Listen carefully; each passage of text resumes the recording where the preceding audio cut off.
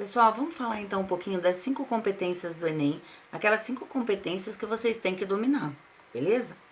Competência 1, ela fala sobre o domínio da escrita formal da língua portuguesa. Isso compreende tudo em relação à gramática, por exemplo, ortografia, acentuação, pontuação, crase, concordância verbal, concordância nominal, tá? Então vocês têm que prestar muita atenção em tudo isso. Competência 2. Compreender o tema e não fugir do que é proposto.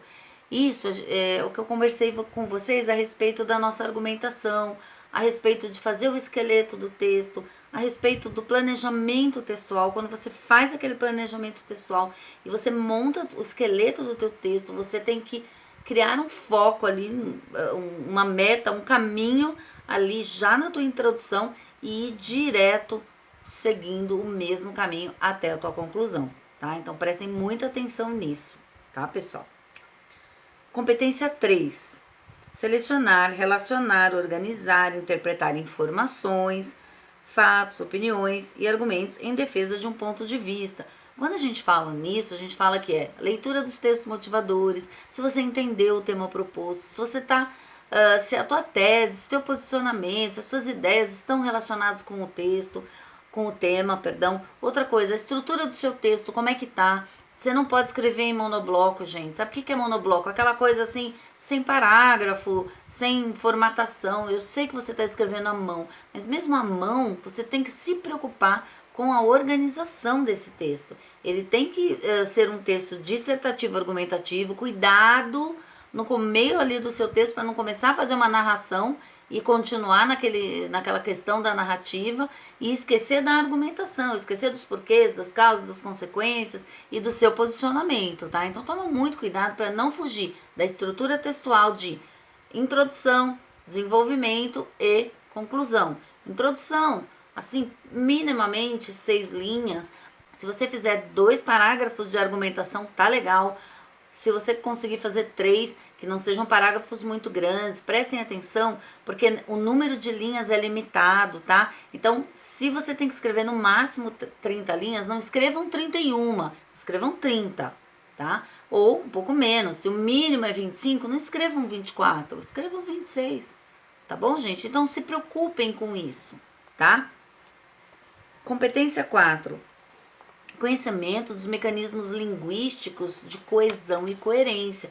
A questão dos conectivos que eu falei lá para vocês, né? Aquela questão de que vocês têm que saber ligar as ideias, conectar as ideias entre elas, tá? Não se esqueçam disso, de fazer com que a leitura do texto seja fluida, que não fique um texto truncado, que a gente para e que às vezes você para num pedaço e para você recomeçar o teu raciocínio parece que está faltando alguma coisa, parece que está faltando uma ponte, sabe? Uma ligação entre o término, por exemplo, de um parágrafo e o começo do outro, tá? Parecem ideias jogadas no papel, elas não parecem que tem uma conexão, que tem uma coerência entre elas, tá bom, gente?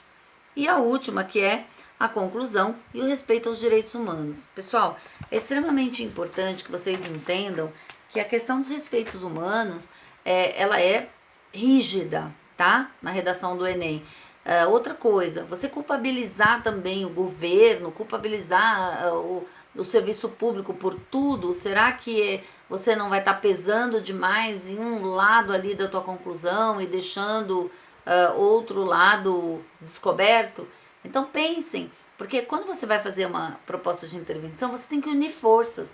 Não dá para você simplesmente culpar uma pessoa e achar que o resto vai ficar olhando. E não é, mas assim, é um exemplo chulo, mas é um bom exemplo, tá? De você não direcionar a situação para uma pessoa só.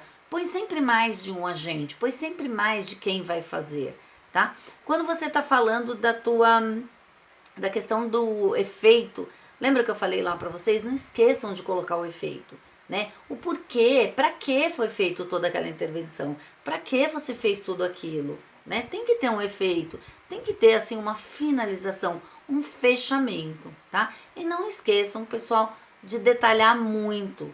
Tudo que você puder detalhar, como vai ser feito, que horas, de que forma, por qual meio de comunicação, tá? Lembrando sempre que as propostas do Enem, as propostas de redação do Enem, vocês não vão encontrar temas políticos. Vocês vão encontrar temas sociais e ambientais. Então, são temas que envolvem aí a nossa sociedade e que são de difícil resolução. Então, são temas polêmicos, que provocam debate. O texto dissertativo argumentativo, ele é um texto de debates, tá? É um debate o quê? De ideias, e essas ideias têm que defender uma tese, têm que defender um posicionamento, têm que defender uma opinião, tá? Lembrando também da questão da terceira pessoa. Eu não vou colocar a primeira pessoa no meu texto de jeito nenhum. Outra coisa que vocês têm que lembrar, que é muito importante, cuidado, muito cuidado para não identificar a redação de vocês. Então, não desenhem na redação, não assinem a redação. Cuidado com estereótipos de letras, né? Tem gente, por exemplo, que põe coraçãozinho no i em vez de um pinguinho. Cuidado, isso pode ser uma forma de identificação de autor de texto. Não assinem, ninguém precisa saber quem são vocês, tá bom? Outra coisa, não diga para o examinador a sua opinião assim. Na minha opinião, eu acho...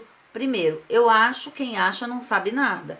Então, risquem essa palavra do vocabulário de vocês, tá? Outra coisa, na minha opinião, já é um texto de opinião, já é um texto de defesa de uma opinião, de defesa de uma tese, né? Onde você está apresentando ideias durante a sua argumentação. Então, você não precisa avisar o examinador, que é na sua opinião, ele já sabe, tá bom, pessoal? Cuidados com gírias, a não ser que elas caibam no tema. Cuidado com estrangeirismos, a não ser que eles caibam também no tema. Palavras feias, palavras mal escritas, mal colocadas. Por isso a importância de vocês relerem o texto muitas vezes e fazerem as correções, tá? Não é simplesmente escrever e tá tudo certo. Não. Mesmo que você tenha muita segurança, que você tenha muita confiança, volta lá e dá uma relida no seu texto e faça as correções necessárias. Por isso, é extremamente importante que você faça o rascunho. Não deixe de fazer rascunho na sua redação do Enem. O rascunho, ele é o esqueleto, ele vai nortear toda a tua escrita. Aquele rascunho, ele vai tirar dúvidas, ele vai te dar ideias. E cada vez que você faz um rascunho, que você relê aquele teu rascunho, você aumenta alguma coisa, diminui outra. Nossa, isso aqui não ficou muito bom, isso aqui tá bom. Ó, esqueci do plural aqui, a minha concordância nominal aqui tá errada. Ó, meu verbo tá empregado na pessoa errada, tá? Então, prestem muita atenção em todos esses detalhes. Quando vocês releem, vocês encontram sempre alguma coisa para corrigir, tá, pessoal? Eu acho que então a gente fica por aqui. Por enquanto é só. Lembrem-se que no final de cada módulo tem a leitura do conteúdo para vocês, que eu faço a leitura do conteúdo para vocês junto com mais uma explicação. Talvez vocês não entendam, né? Só eu explicando o módulo, mas enquanto a gente faz a leitura ali, eu vou, assim, esmiuçando um pouquinho mais as informações para vocês, tá bom? Espero que vocês tenham gostado do curso. Então, pessoal, até mais e até o nosso próximo curso.